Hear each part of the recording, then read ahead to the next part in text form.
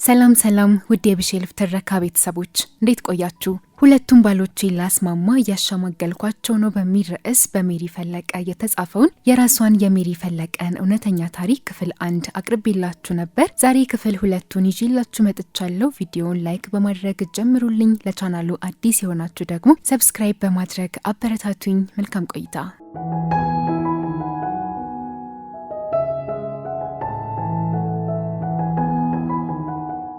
ማሚ ከማለቴ እናቴ በስልኩ እልልታውን አቀለጠችው። ጸሎት አይሉት ወሬ። ጌታ ሆይ ምን ይሳነሃል? ጸሎቴን ሰማኸኝ። ልጄ ደህና ነሽ አለችኝ። ደህና ነኝ እያልኳት እሪቴን ለቀዋለሁ። ምን ሆነሽ ነው? የት ነው ያለሽው? አሁኑኑ ልምጣ አለችኝ። ምንም አልሆንኩም፣ ናፍቃችሁኝ ነው አልኳት። ስለሱ ላወራት አልችልም። እሱን ከማሳመው ያን ቢላ አንገቴ ላይ ድጋሚ ባገኘው ይቀለኛል። እሱን እንድጠላብኝ አልፈልግም። ልጇን ያደረጋትን እንጂ ልጇ ለሱ ያላት ገደብ የለሽ ፍቅር አይገባትም። ግን የእናት ሆዷ ነግሯታል። እሺ ይሁን፣ እንዴት ሆንሽ? ትምህርትሽን እየተማርሽ ነው አለችኝ። አይደለም ማም፣ እርጉዝ ነኝ። በዚህ ዓመት አልማርም። ልጄን ከወለድኩ በኋላ እማራለሁ አልኳት። ዝም አለች። ወደፊቴን አስበው ልቧ ዝሎባት መሰለኝ። ዝም አለች። ከወለዱ ኋላ ያለውን አቀበት አይታው ነው መሰለኝ ዝም አለችልኝ። የምትለውን የማታጣው እናቴ ዝም አለች። ማሚ አልኳት። ወይ እስኪ ይሁን፣ ብቻ አንቺ ደህና ሁኚ። እሱ አሁን አጠገብሽ አለ? አባባሏ ይህን ብላ የሆነ ስድብ የመቀጠል ነገር ነው። ምንም ባልላትም ጠምዳዋለች። የለም ስራ ነው አልኳት። ይሁን እንደምትዩ በወጉ ሽማግሌ ላክበዩ።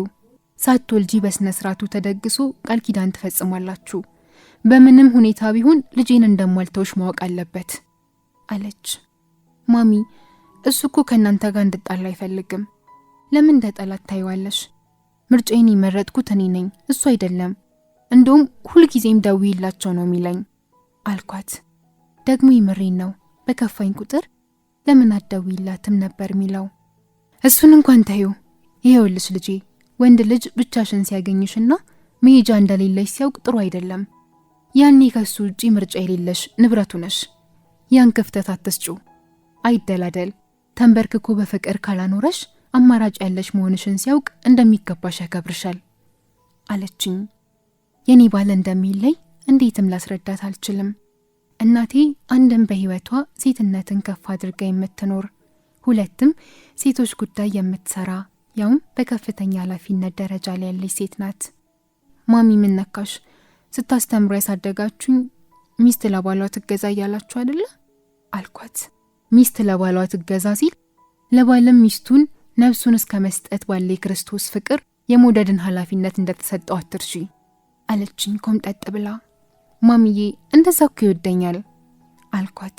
ለሷ ለራሴ መልሼ ግን እንደዛ ይወደኛል ብዬ አሰብኩ። ያልጠየቀችኝ ነገር የለም። ለመሆኑ ቤቱን በትክክል ያስተዳድራል አለች። ምን ማለቷ እንደሆነ አውቃለሁ። ገንዘብ ይሰጥሻል ወይ ማለቷ ነው። ማሚ ደሞዙን አምጥቶ ለኔ ነው የሚሰጠኝ አልኳት። የምሬን ነው። ሙሉውን ደሞዝ አምጥቶ ለኔ ነበር የሚሰጠኝ፣ ልክ አባቴ ለእናቴ እንደሚያደርገው። በወር የሚያስፈልገንን ጽፌ ያዘጋጃለሁ። ለሱ የኪስ ብር ሰጠዋለሁ። የሚደረገውን ሁሉ እኔ ነኝ የማደርገው። እሺ ጉዳዩ ላይስ እንዴት ነው አለችኝ።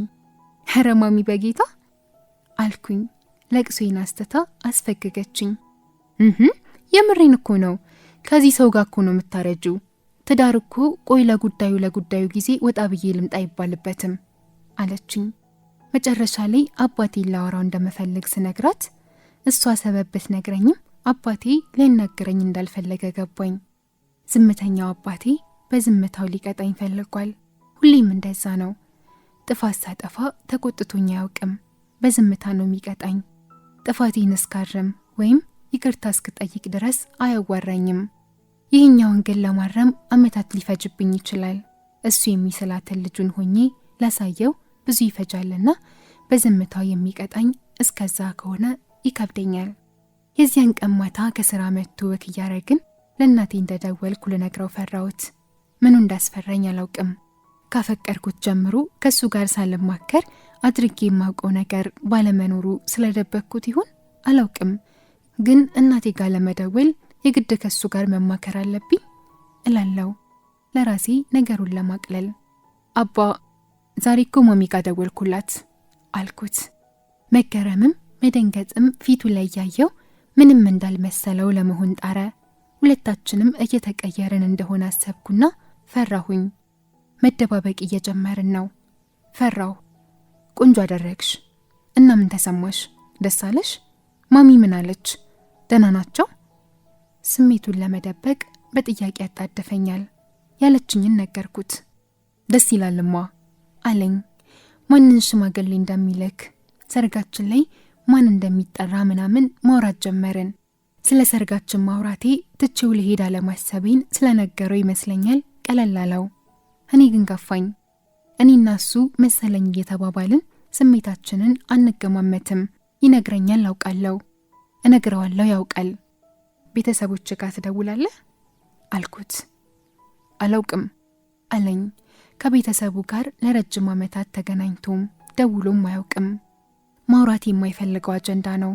እሱ ጴንጤ ከሆነ በኋላ ምንም አይነት መጠያየቅ ተጠያይቆ አያውቁም።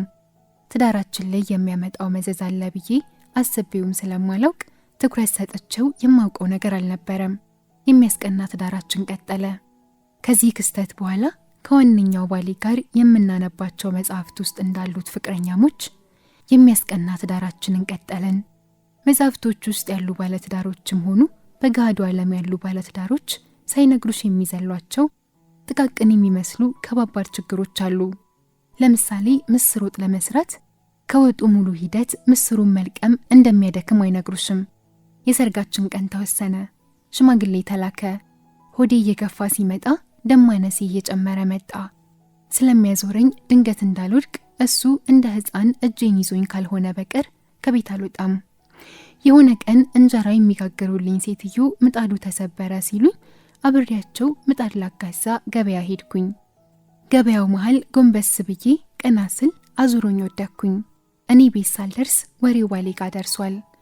ሲመጣ እጅ እግሩ እየተንቀጠቀጠ ደባብሶ ደህና መሆኔን ካረጋገጠ በኋላ ልቡ ባፉ ልትወጣ እስክትደርስ ደንግጧል። ከዛ ያልገባኝ የድንጋጤው ብዛት ወደ ቁጣ ተቀየረ። አትውጭ አላልኩሽም? አይቀርም። ለምን ሰው የሚልሽን አሰሚም? የሆነ ነገር ሆነሽስ ቢሆን አለ። ያደባሉ ባሌ መጣ። ረስቼው ነበርና አላስተዋልኩትም። በቃ ምንም አልሆንኩም እኮ በጣም አካበድክ አልኩና ከተኛሁበት ብድግ አልኩ። እሱ በሚናገርበት ድምፅ ጮክ ብዬ ምላሴ ቢያርፍስ? አንዴ በጥፊ ሲያልሰኝ እኔ ከሲኖትራክ ልውደቅ ሲኖትራኩ በእኔ ላይ ይሄድ አላውቅም። ብቻ ስሜቱ እንደዛ ነው። የሰው ጥፊማ እንዲህ ጭው አይልም። አመንኩ። ይሄ የአንድ ቀን ስህተት አይደለም። ባሌ ሁለት ነው። እሺ ምን የሚሉት ነው? ፍቅር ነው ጥላቻ? በምንኛው ዘርፍ ልቀበለው? ነፍሱ እስክትወጣ ስለሚያፈቅረኝ የሆነ ነገር ሆነሽብኝ ቢሆን ኖሮስ ብሎ ተናዶ እርጉዝ ሚስቱን እሱ በነፃ በአንድ ሲኖትራካዊ ጥፊ የሆነ ቦታ ደርሶ መልስ ትኬት የሚያስቆርጥልኝ ባሌን በምን ዘርፍ ልመዝግበው? ለሁለት ባል እያወኩሉ ሞሸር።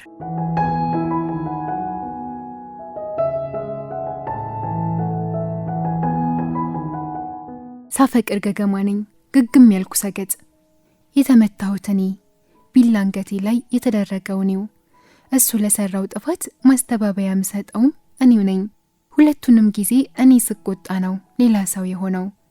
ስለዚህ እኔ እሱ ሲቆጣ ባልፈው ያኛው እሱ አይመጣም ብዬ አሰብኩኝ። ሰገጥ ነኝ አላልኳችሁ?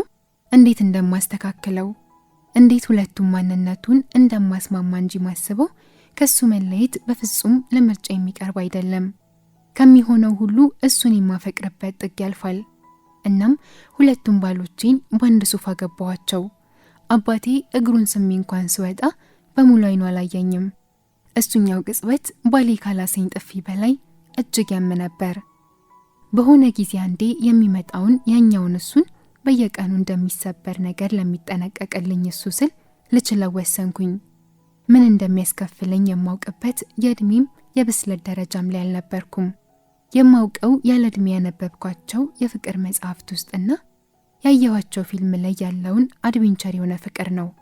ያ ደግሞ እንኳን ጥፊ ሞት ይጨለጥለታል። ማሚ የመጀመሪያ ልጅ እናት ቤት ነው የሚወለደው ብላ አላፈናፈን ስትለን እሱ ደስ ሳይለው ሄድኩኝ። ጸግዬን ወለድኩኝ። ልክ ተገላግዬ ክፍል ውስጥ ስገባ አልጋ አጠገብ በጉልበቱ ተንበርክኮ የሆነው መሆን፣ አምጥተው ሕፃኗን ሲያስታቅፉት የተንሰፈሰፈው መንሰፍሰፍ። በጥይት መቶኝ ቢሆን እንኳን እረሳለት ነበር። ሰግጣለሁ አላልኳችሁ? ልጄን አቅፎ በሚያምር ድምፁ እየዘመረ ሲያስተኛት እያየው ለሁለቱ ስል ምንም መሰናክል እንደማልፍ ወሰንኩ። ማሚ ሕፃን ማጠብ ለእኔ ሳይሆን ለሱ ነበር ያስተማረችው። ሌሊት ተነስታ ስታለቅስ ልናስተኛት አሳራችንን ስናይ የምታሰቃያለች። ልክ እሱ አቅፏት መዘመር ሲጀምር ትተኛለች። እና በዚህ ፍቅር ቂም መያዝ ይቻላል? የእናቴ ቤት ድሎት ኮሰኮሰኝ። ምክንያቱም እሱ ስራ መግባት ስለነበረበት ተመልሶ ሄደ። በየቀኑ ስልክ እየደወለልኝ ለሰዓታት እናወራለን። አባቴ አሁንም ከደህና አደርሽና ሕፃኗ እንዴት አደረች አለፈ አያወራኝም። ጭራሽ ወድ ባሰኝ። እሪ ብዬ በ45 ቀኔ ወደ ባሌ እቅፍ ተመለስኩኝ። መሰስ ብዬ ቦክስሪንግ ውስጥ መግባቴ የታወቀኝ ሰንብቶ ነው። የሚናደድበት ምክንያትና ሰዓት እስኪዋቀጥብኝ የሚናደድባቸው ነገሮች እየበዙ መጡ። ሲናደድ ምን እንዳደረገ የሚያውቀው ካደረገ በኋላ ነው። ጭራሽ አያውቀውም። ካደረገው በኋላ ለቀናት በሙሉ አይኑ አያየኝም። የተለመደ ይቅርታ፣ የተለመደ ማሪኝ፣ የተለመደ ለቅሶ። ለሰርጋችን ያልመጡት ቤተሰቦቹ መውለዴን ሲሰሙ ደወሉ።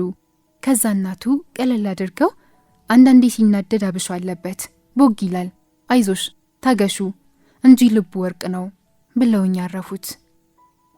ለምን ነርሲንግ አትማሪም አለኝ የሆነ ቀን።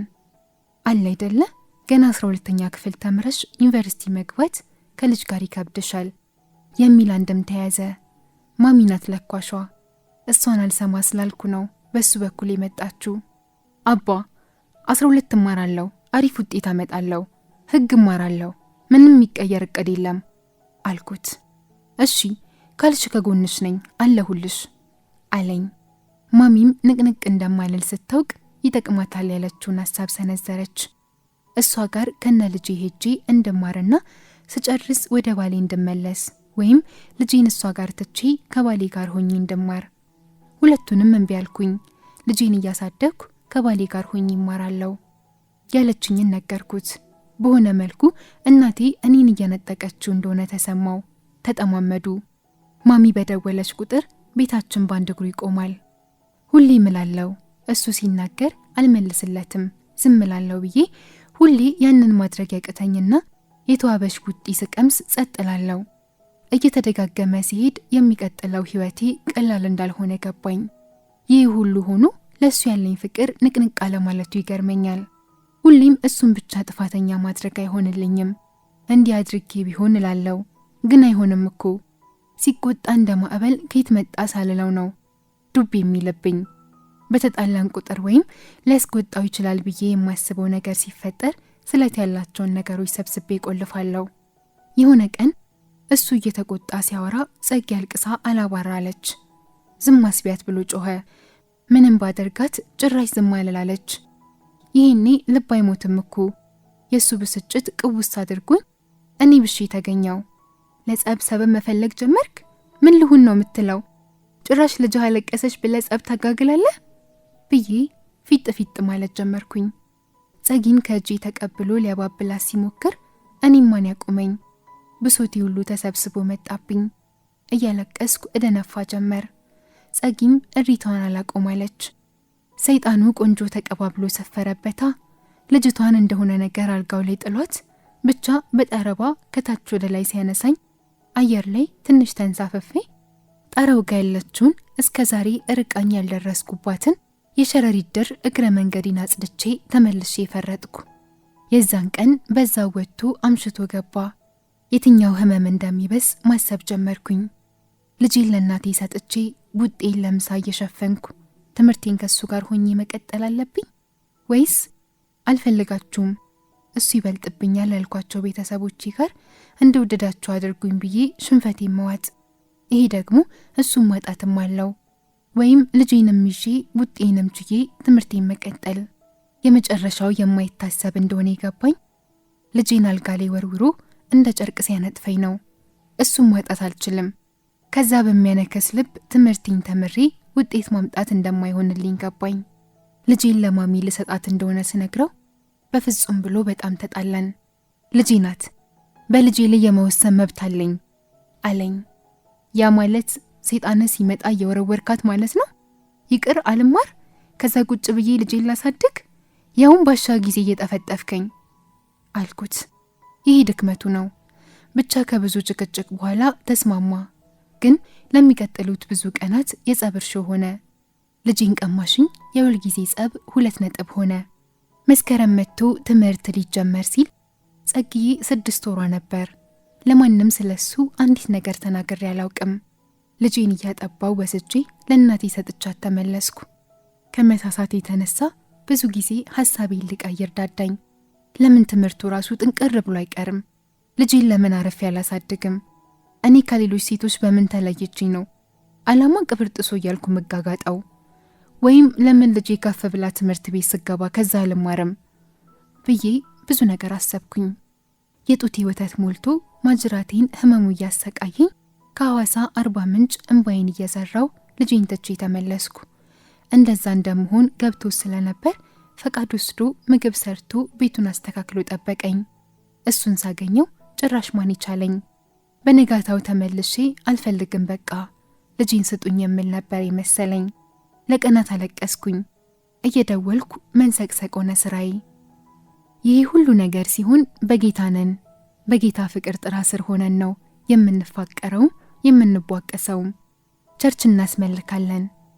የምሬና መጸልይለት ጌታ ሆይ ቁጣውን እንዲገታ እርዳው ብዬ፣ እሱ ደግሞ በተቃራኒው ጌታ ሆይ ዱላይን የምትችልበት ጸጋ ስጣት እያለ እየጸለየ ይሁን አላውቅም። አይደለም ተመትቼ ጮክ አድርገው ተናግረውኝ ቤት የማመስ ልጅ ዝም አልኩኝ፣ ውርድ አልኩኝ። ትቼለታለሁ የኔን ጉዳይ፣ ትቼለታለሁ የኔን ታሪክ።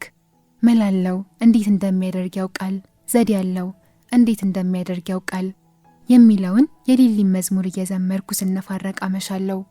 ዛሬም ድረስ ሰማት እንባዬ ይመጣል። ጎበዝ ተማሪ ከመሆኑ ውጪ ለሌላ ምንም ምርጫ ጭንቅላቴ ዝግ ነው። ገና ትምህርት ቤት እንደገባ ሕፃን ቦረኩኝ። ሰው በማት ሲወሰወሳል። በቃ በትምህርት ጠፋው። ከሱ ውጪ ጓደኞች ኖሩኝ። ብሌ የምትባለው ጓደኛዬ መጣች። ሳልነግራት ገባኋት። እሱን እንዴት እንደምወደው ማውራት ከጀመርኩ የሚሰማኝ ሰው ሁሉ ጤንነት አይመስለውም። ጓደኞቼን አስተዋወቅኩት፣ ወደዱት። እያደር እየዋለ ግን ባጠገቤ ዝም በራሱ ብታልፍ ጾታውን ማጣራት ጀመረ። እንዴት እንደምወደው እንዴት እንደማይገባው ይነደኛል። ወንድ አይደለም ምን ያይቸው እሱ አይቶኝ ነገር አከተመ።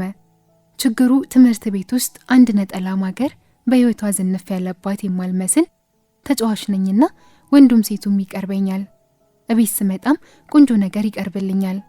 ቅድም አብሮሽ ሲገለፍጥ የነበረው ልጅ አስተያየቱን አልወደድኩትም፣ ሁለተኛ አብረሹ እንዳላይሽ ይለኛል። ቆዩኝማ መሆን የነበረበት እኮ ተቃራኒው ነው። እኔ ነኝ መቅናት የነበረብኝ።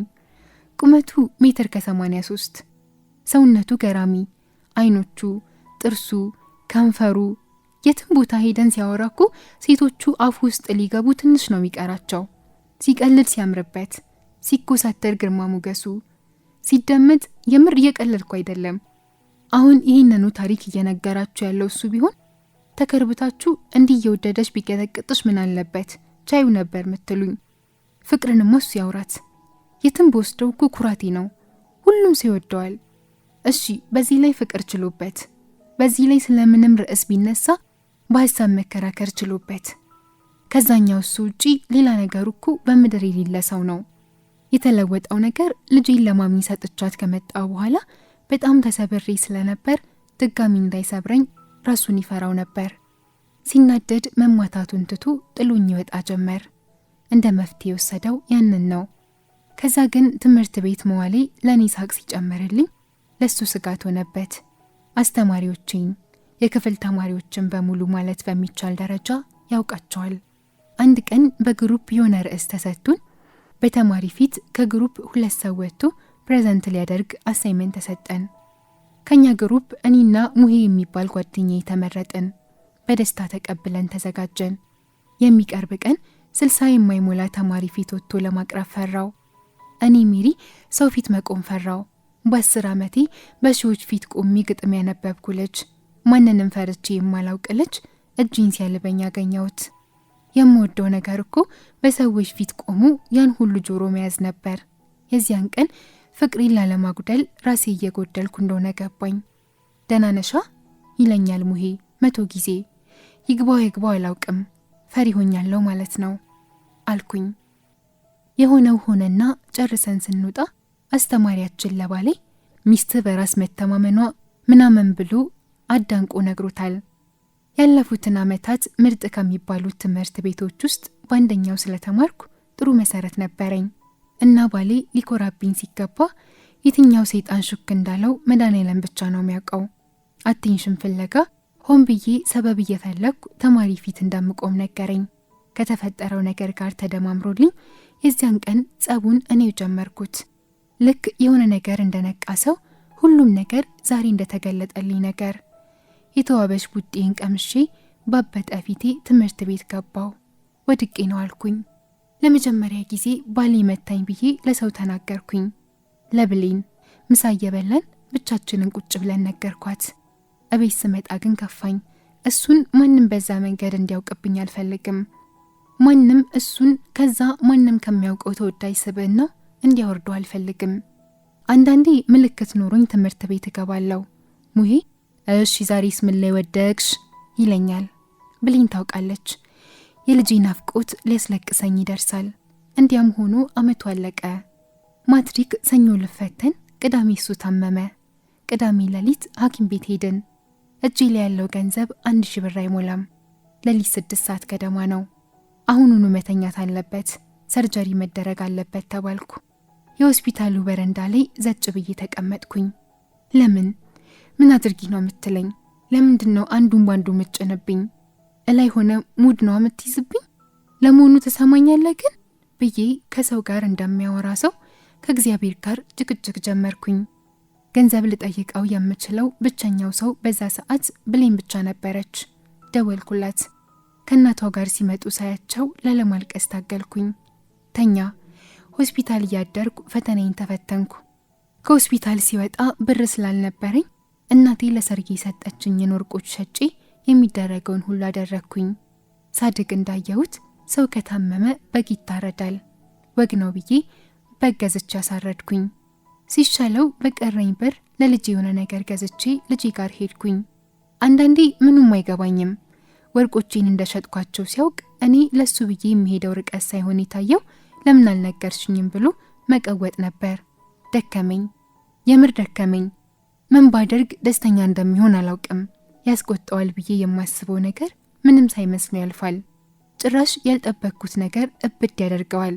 ክረምቱን ልጄ ጋር ከሱ ተለይቼ አሳለፍኩ። እዛ ያለው ውጤት መጣ። ከትምህርት ቤቱ ከፍተኛውን ውጤት አምጥቼ አለፍኩኝ። ቅብርር ያለ ውጤት አምጥቼ። ውጤቴን ያየልኝ እሱ ነበር። በስልክ እየነገረኝ አላስጨረስኩትም። ሳቅና ለቅሶ የተደባለቀብኝ ነፍስ ዘራው ነገር። አለሁኝ አልኩኝ። ለእናቴ ስነግራት እልል አለች። አባቴ ውጤቴን ሲሰማ አቀፈኝ። በቃ ዝም ብሎ ለደቂቃዎች አቀፈኝ። ምንም ሳይናገር ሁሉንም አለኝ። ልጄ ይቺ ናት ያለ መሰለኝ። ኮራውብሽ ያለኝ መሰለኝ። ከዛ በኋላ ምንም ዳገት የሚወጣ አቅም እንዳለኝ አመንኩኝ። ራሴን ትችያለሽ አልኳት። የዛኔ ልክ ውጤት ሲመጣ ነበር የትምህርት ምርጫችንን የምንሞላው።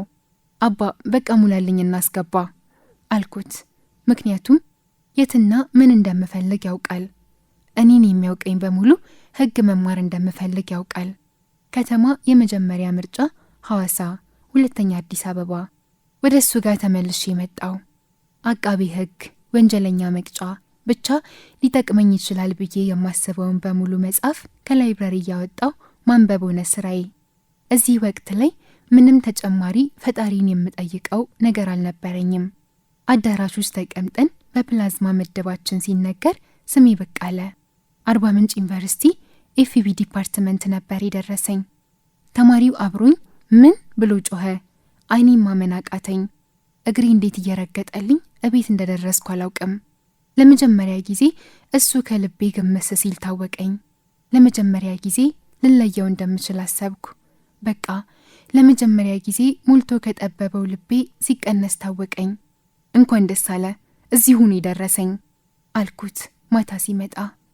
እማ እርቀሽኝ እንድትሄጂ ስላልፈለግኩ ነው፣ ስለማፈቅርሽ አንቺን ላለማጣት ብሎ ማልቀስ ጀመረ።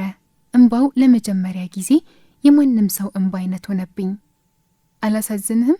ቢያንስ ሕግ እንደምማር አምኜ ያንን ሁሉ መጽሐፍ በፍቅር ሳነብ እማ ተይ፣ የሞላውልሽ ሌላ ነገር ነው፣ እንዲህ አትልፊ አትለኝም? ልቤ እንደሚሰበር መገመት ከባድ ነበር። አላሳዝንህም? የ5ኛ ክፍል አስተማሪ እንኳን እኮ ሕግ መማር እንደምፈልግ ያውቃል። እንዴት አንተ ከዓይንህ እንዳታጣኝ ህልሜን ትቀማኛለህ? እስቲ ራስህን ጠይቅ። የእውነት ትወደኛለህ? እኔስ ራሴን ነጠከኝ፣ ህልሜን ነጠከኝ። ከዛ ዝም ብዬ ማፍቀሪ ልቀጥል ብዬ ጨውኩበት። ግቢ ግቡ እስክባል ድረስ ምን መወሰን እንዳለብኝ ግራ ገባኝ። ማንም ኤፍቢን በለው እንደማይቀይርልኝ እያወቅኩ ሞከርኩ። ላለመማርም አስቤያለሁ። ከዛ ልጄን ይዤ የሆነ ቦታ እልም ብዬ መጥፋት፣ ማንም የማያውቀኝ ቦታ ሄጄ ከዜሮ መጀመር። በእኔ ልጄን ማስከፈል የማይታሰብ ነው። እጅ መስጠትም ምርጫ ያልሆነም። ልክ ግቢ ግቡ ሲባል አሁንም አቧራዬን አራግፌ ተነሳው። እማራለሁ፣ ጥሩ ውጤት አመጣለሁ፣ ለሚጠብቀኝ ሁሉ ኩራት ሆናለሁ። ከማንም በላይ ራሴንና ልጄን አኮራለሁ። ቀና ብላ ምትሄድ ሴት ሆናለሁ። ሕይወቴን ሳሸንፍ የሆነ ቀን ሕግ እማራለሁ። ራሴን ሳጽናና፣ ያውም ሕግ መማር የምፈልገው ወንጀል ነክ መጽሐፎችን ለመጻፍ አይደል? እደርስበታለሁ። እሱን ትተዋለች ብላችሁን አይደል የምታስቡት? አልገባችሁም። በጣም ነው ማፈቅረው። አምላኬ ሆይ እባክህ ለሱ ያለኝን ፍቅር ውሰድልኝ፣ አልችልም ብዙ ነው ብዬ ምጸልይ ሰገጥ እንደሆንኩ አልገባችሁም። በዚህ ሁሉ ውስጥ እንዴት እንደምወደው ቢያውቅልኝና ድሮ እንደማውቀው እሱ ፍቅራችንን ብንኖረው ስለቴ እንደሆነ አልገባችሁም። በዚህ ሁሉ ውስጥ ለነገ አብሮ ኑሯችን መሰረት ይሆናል ብዬ ከወር ደሞዙ ላይ የሚከፈል መሬት በሊዝ እንዳስገዛውት አታውቁም። እናም ተውኩለት። ይቅር ብዬሃለሁ አልኩት። ካንተ አይበልጥብኝም አልኩት። በዋቂ ደንብ ቁጭ ብለን አወራን። እኔ 20 ዓመቴ እሱ 25 ነበረን። ለሚያጠፋቸው ጥፋቶች ለራሴ ከምሰጠው ምክንያት አንዱ ስላልበሰለ ነው። ወደፊት እንዲህ አይሆንም የምለው ነገርስ የሆነች አሮጊት ሴትዮማ ውስጤ ነበረች። ይህን ጊዜ ማሪኝና ሁን ያልሽኝን ልሁን አለኝ። ከዛ እሱም የማታ ኢኮኖሚክስ ማስተርስ ክላስ ሊማር ተመዘገበ። ግቢ የገባው ቀን አብሮኝ ሄደ። ከዘበኛው የጀመረ በጋሞኛ ሰላምታ እየሰጠ ሚስት መሆኔን አበክሮ እየነገረ ዶክተር ነሽ ወጥ ቤት ያልዞረበት የለውም እጄን ይዞ። እንዴት እንደሚያወራ ያውቅበታል። ስቆ አያውቅም የሚባል ሰፊ ፊት ማስፈታት ያውቅበታል። ባልሽ ግን የሜሪ ባል ነኝ እያለ ራሱ የሚያስተዋውቀው ማነሽ ብሎ ነው የሚያምነው። ሴሌብሪቲ ነገር ነው እንዲህ የምትመሲው ብሎኛል አንዱ የአርክ ተማሪ ሚስቴ ናት ሲል ኩራቱን አይቶት። አብረን ዶርም ድረስ ሄደን አልጋዬን አንጥፎልኝ ዶርሚታሪዎችን ተዋውቆ ሲያስቀን ቆይቶ ወደ ቤቱ ተመለሰ። ወንድምሽ ነው ሲሉኝ የምበሳጨው መበሳጨት ባሌ ነው የልጅ አባት እላለው። በነጋታው አዳዲስ ልብሶች ገዝቶልኝ መጣ። ግራ ገባኝ፣ ምክንያቱም ብር እንደሌለው አውቃለሁ። ከ2 ቀን በኋላ እቤት ሲሄድ ቴሌቪዥኑን እንደሸጠው አየው። እኔ እንደሱ አልበላም አልጠጣም ብዬ ገዛውትን እንዴት አትነግረኝም አላልኩም። ዶርም የገባው ቀን ቱታ እንደለበስኩ ነው ሄድኩት። ሴቶቹ ዘንጠው ሲያያቸው ሚስቴ ከነሱ አትነስብኝ ብሎ እንዳደረገው ገብቶኛል። አቅፌው አለቀስኩ። ብዙ እንደምወደው ነገርኩት። እኔ ሀብታም ልጅ አይደለሁም፣ ግን ቤተሰቦቼ ባላቸው አቅብጠውን ያሳደጉኝ። እሱን እስከገባውበት ሰዓት ድረስ እግሬን ሰራተኛ ያጥበኝ ነበር። ሀብታሞች የሚማሩበት የግል ትምህርት ቤት ነው የተማርኩት። ይህ ሁሉ ሆኖ ከነበብኳቸው መጽሐፍትም ሆነ መጽሐፍ ቅዱስ ከሚታየው የላይ ለውጥ ራሴን ውስጤን ስለመቀየር እንድጨነቅ ነው አብዝቼ የተማርኩት። ልብስና እህል በፍጹም ብርቅ አይደሉም። ስለ እውነቱ ከኩዮቼ በተሻለ የምፈልገውን በእድሜ አግኝቻለሁ። እዛ እድሜ ላይ ቁሳቁስ የሚያሳስበኝ ሴት አልነበርኩም። ሀብት ካፈራው የምመኘው ከሱ ጋር ስለምናፈራው ሀብትና እኔና እሱ ከልጆቻችን ጋር ስለምንኖረው ድሎት እንጂ ግቢ እገሊት የለበሰችው ቀሚስ ግድ የሚሰጠኝ ሴት አልነበርኩም። ለሱ ግን ለኔ የሚያስፈልገኝን አለማሟላት ሞቱ ነበር። የቤተሰቤ ቤት የሚናፍቀኝ፣ የማያቸው ሰዎች የሚያስቀኙኝ ይመስለው ነበር። ላስረዳው ይቸገረኛል። ተማሪዎቹ ስልክ ስለነበራቸው የሱን ስልክ ለኔ ሰጠኝ። ስትናፍቂኝ እኔ መጥቻ ይሻለው፣ ስልክ እኔ ምንም አያደርግልኝም አለኝ። ስለ እውነቱ ለኔ ከሚያደርግልኝ በላይ ለሱ ያደርግለት ነበር። አንደኛ ሴሚስተር አርባ ምንጭ ተማሪ በማባረር አንደኛ ነው ብለው አስፈራርተውኝ ስለነበር ድምፄን አጥፍቼ ትምህርቴ ላይ ያደፈጥኩ። ያው በሳምንት ብዙውን ቀን ነው እሱ ጋር የማድረው። ዶርም ያደርኩኝ ቀን ደግሞ ስለሱ እያወራው ሳደነቁራቸው አድራለሁ። እሱም በሳምንት ብዙውን ቀን ትምህርት ቤት ግቢ ይመጣል። ማታ ከክላስ መልስ ግቢ ውስጥ አቅፎኝ ሲንጎራደድ ትምህርት ቤቱን የገዛ ባለሀብት ነው የሚመስለው። የሚያይን ሁሉ ታድለሽ፣ ባልሽ ደስ ይላል፣ እንዲህ አይነት ባል ቢኖረኝ እያለ የማይቀናብኝ የለም። ነፃነቴን በሆነ መልኩ እንደያዘው ባውቅም አልጎረበጠኝም። ለምሳሌ ከጧት እስከ ማታ የለበስኩትን፣ ያገሳሁትን፣ የበላሁትን፣ የሄድኩበትን ቁጥር ልክ የሚነግሩ ሰዎች አሉ። አውቃለሁ። ከሱ ተደብቄ የማደርገው ነገር ስላልነበረ ግድ የለኝም። ቢበዛ ዛሬ ለብሰሽው የነበረው ቦዲ ግን አልሳሳም፣ ደረብ አታረጊም ቢለኝ ነው። ወይም ከጓደኞቼ ጋር ሻይ ልንጠጣ ወደ ከተማ ስንወጣ ከየት መጣ ሳንለው ዱብ ብሎ ሰላም ብሎን ይሄዳል። ወይም ስንጨርስ ባልሽ ሂሳብ ከፍሎላችሁን የሄደው እንባላለን ሳናየው። ይህ መንፈስ የሆነ ባልሽ ትከሻዬ ላይ ዱብ እንዳይል ይሉኛል ጓደኞቼ። የሆነ ቦታ ሄደን ሙድ ሲይዙብኝ ደስተኛ ሆንኩኝ። ደሞ እኮ ብዙ አልፈጅም፣ በቃ ደስተኛ አረገኝ። የመጀመሪያ ሴሚስተር ውጤት መጣ። ሁሉንም ትምህርት ኤሳ መጣ። ካልኩለስ ቢያመጣው። ካልኩለስ አስተማሪያችን ሴት ናት። ዳሌዋ ትልቅ ሆኖ የሚያምር ስታስተምረን ፊቷን አዙራ አዳሜ ይቸክልና ልክ ስትዞር ሁሉም በልቡ ኤጭ የሚል አይነት ይመስለኛል። ያልሰራሁት ጥያቄ በጣም ቀላሉን ስለነበር፣ በዛ ላይ ሴት መሆኔ፣ በዛ ላይ ሌሎቹን በሙሉ ኤ ማምጣቴ ይመስለኛል ቢሮ አስጠራችኝ። ከባዱን ሰርተሽ ቀላሉን ይሳትሹ አለችኝ። ካልኩለስ የመጨረሻ ቀን አልነበር? የልጄ ልደት ነበር። ፈተናውን ቶሎ ሰርቼ ሐዋሳ መሳፈር ነበረብኝ። ስቸኩል መሰል ሳትኩት አልኳት። ልጅ አለሽ አለችኝ። አዎ 2 ዓመት ሆናት። ቤተሰቦቼ ጋር ያላችሁ፣ እኔና ባሌ እዚህ ነው የምንኖረው ብዬ ያልተጠየቅኩትን ቀባጠርኩ። ዝም ብልስ ኖሮ ደስ ብሏት ስታደንቀኝ ቆየችና ምንም ብፈልግ እንደምታግዘኝ ከጎኔ እንደሆነች ምናምን ነገረችኝና ባልሽ ከዚህ ከተማ ነዋሪ ነው አለችኝ። ባትጠይቀኝስ? እሷስ ቢቀርባት? እኔ ደግሞ እንኳን ስለሱ ተጠይቄ ሳይጠይቁኝ የፍቅር እስከ መቃብርን ትረካ ያክል ክፍሎች ያለመታከት ተርካለሁ። አው እገሌ ይባላል። እንዴ ታውቂዋለሽ እኮ የማታ ታስተምሪዋለሽ። ስላንቺ እንደውም አውርቶልኛል። እንኳን ረጅም፣ ጸይም፣ ቆንጆ፣ አይኖቹ ትልልቅ እያልኩ እኔ ለፈልፋለሁ። እሷ ስሙን ከሰማች በኋላ ደንዝዛለች። በልፍለፋዬ መሃል አስተዋልኳት። አሳዘንኳት፣ ወይም ለራሷ አዘነች፣ ወይም አላውቅም። እጄን ጥብቅ አድርጋ ይዛኝ አንቺ ብርቱ ሴት ነሽ፣ ምንም ነገር እንዳይበግርሽ እሺ፣ ልብሽን ጠብቂው በእናትሽ አደራ፣ በርቺ አለችኝ። እንስ ስል ታወቀኝ። በቃ ቅንስ ኩምሽሽ አልኩኝ። ስለ እሱ ያወራነውን ሁሉ ገጣጠምኩት። ብትን ብዬ መፈነዳ ነበር የመሰለኝ። ከምሽቱ 4 ሰዓት ወደ ከተማ የሚሄደውን የመጨረሻ ታክሲ ይዤ እቤት ደረስኩኝ። በሩን በርግጄ እንደገባው ፈነዳው። አንተ በእኔ ላይ ያውን ካስተማሪዬ ጋር? ወይኔ ሜሪ ብዬ አበድኩኝ። ሊሰደቡ የሚችሉ ስድቦቹን ሁላ፣ ብልግና ስድቦች ሁላ ሳይቀሩ ለመጀመሪያ ጊዜ ተሳደብኩ። ብቻዬን እየተቀነጣጠስኩ ስውረገረግ ለመጀመሪያ ጊዜ ዝም አለ።